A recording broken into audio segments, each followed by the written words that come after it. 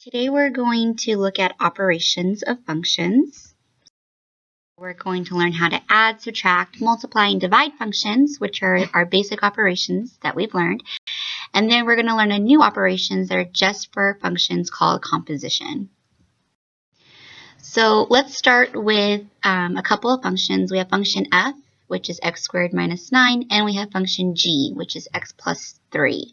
And we want to do a couple of operations here. We have f plus g, we have f minus g, and then we have f times g, and then we have f divided by g.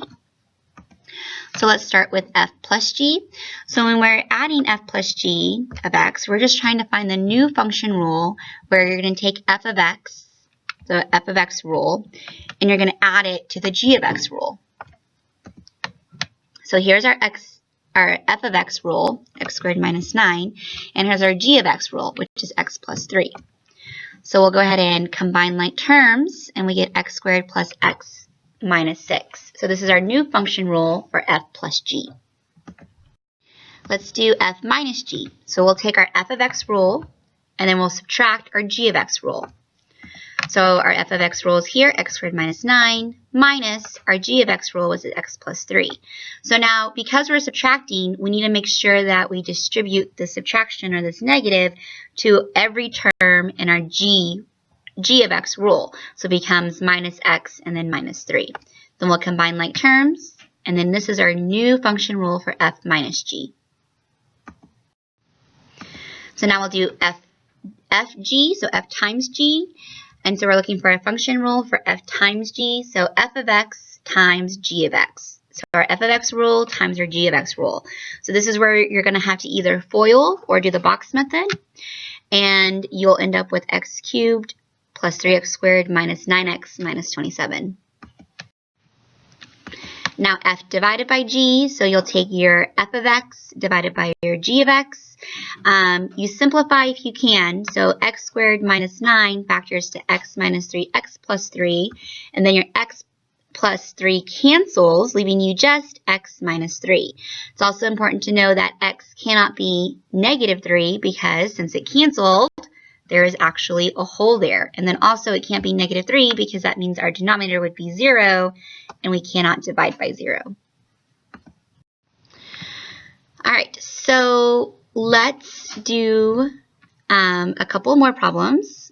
Let's say that f of x is this new function, 5x minus 7, and g of x is this new function, x squared plus 3x minus 2. So we want to find a couple of things. We want to find f of a plus b, f of x squared minus 9, and g of 4a, and g of 3x plus 1. So let's start with f of a plus b. So usually we have f of x, but now we have f of a plus b, which means that we're going to substitute all of our x's with a plus b. So our original function rule for f was 5x minus 7. Remember, we're replacing our x's with a plus b. So this x right here in our f of x rule is going to be replaced with a plus b, which is what we did here. Now we'll distribute the 5, and then we get 5a plus 5b minus 7. And then we're done. We can't go any further.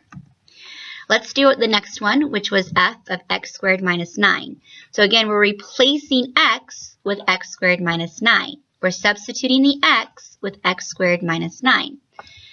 So now we can distribute the 5, and then we'll combine the negative 45 and the negative 7, and we get this answer.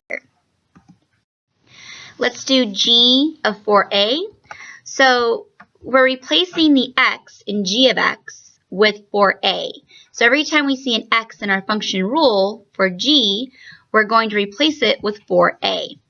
So instead of saying x squared, we're going to have 4a squared. Instead of having 3 times x, we're going to have 3 times 4a. So we'll go ahead and do 4a squared, which is 16a squared. 3 times 4a is 12a, and this becomes our new answer for g of 4a. Now let's do g of 3x plus 1. So we're going to replace the x in g of x with 3x plus 1. So anytime we see x, we're going to write 3x plus 1. So we get 3x plus 1 squared plus 3 times 3x plus 1 minus 2. So when we do 3x plus 1 squared, that's going to be a box method, and we'll get 9x squared plus 6x plus 1. And then for this piece, we're going to distribute the 3, so we get 9x plus 3. And then we still have the minus 2 on the end. So then we'll combine our like terms, and then we end up with 9x squared plus 15x plus 2. So the last operation I want to talk to you about is called composition. So composition is an operation that is just for functions. And what it's going to do, it's going to substitute the second function rule into the first function for x. So x in our first function is being replaced with the function rule of the second function. So we're literally going to compose our first function with our second function. So compose means to build. So we're going to build our first function with our second function. So in symbols, the symbol for composition is this little open dot. So we read this as G of f of x, or the composition of G with f, or G composed with f. So G is our first function, and we're going to compose it with our second function. So we're plugging our second function into our first function. So if we have a mapping diagram, that can be really useful, because what will happen is that if we're composing G with f, we're taking the domain of f, finding the range of f, and then plugging that into G.